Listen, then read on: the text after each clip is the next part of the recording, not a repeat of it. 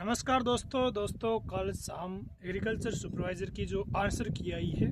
उसके अंदर लगभग 5-6 क्वेश्चन ऐसे हैं जिनके जो आंसर बोर्ड ने माने हैं उनसे बहुत सारे स्टूडेंट हैं वो खुश नहीं हैं, क्योंकि हमने जो पढ़ा था उसके विपरीत है वो बोर्ड ने आंसर है वो माना है। जैसे वसा वाला, टीडीएन वाला, साइलेज वाला और भी दोस्तों बहुत सारे ऐसे क्वेश्चन हैं जो हम किताबों के अंदर पढ़ते आ रहे हैं, उसके विपरीत जाकर बोर्ड ने है उनके आंसर है माने हैं। तो आप सभी से मेरी अपील है कि ज़्यादा से ज़्यादा जो दोस्त हैं वो रीट है वो लगाएं क्वेश्चनों पर, ताकि बोर्ड है वो इन क्वेश्चनों को या फिर डिलीट करे या फिर सही आंसर है वो दोस्तों जो फाइनल आंसर की आएगी उसके अंदर माने। और यदि हम रीट नहीं लगाएंगे तो दोस्तों ये जो आंसर है ये ऐसे के ऐसे ही रहेंगे अगली आंसर की में भी। और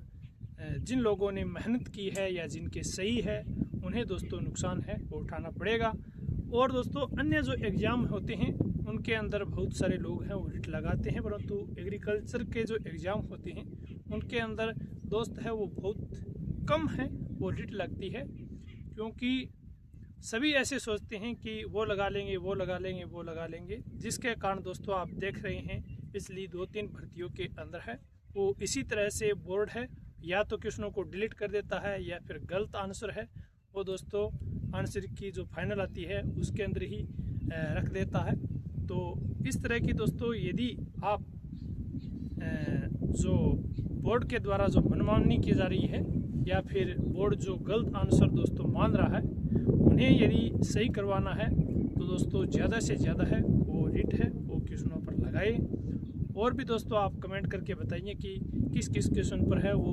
रीट लगानी चाहिए, और आप जो ऑथेंटिक बुक है उनका दोस्तों प्रमाण है वो तैयार कीजिए और उसके साथ है वो रीट है वो लगाइए,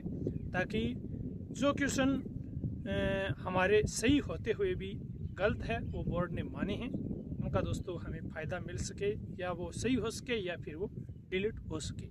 क्योंकि दोस्तों यदि हम ऐसी तरह से हाथ पर हाथ धरकर बैठे रहेंगे, रीट नहीं लगाएंगे, तो बोर्ड को इससे कुछ लेना देना नहीं है। वो जो अभी आंसर है वो बोर्ड ने बताए हैं वही फाइनल है वो रखने वाला है। तो आप अपने दोस्तों से भी ज़्यादा से ज़्यादा है वो क्वेश्चनों पर रीट लगवाइए, ताकि हमें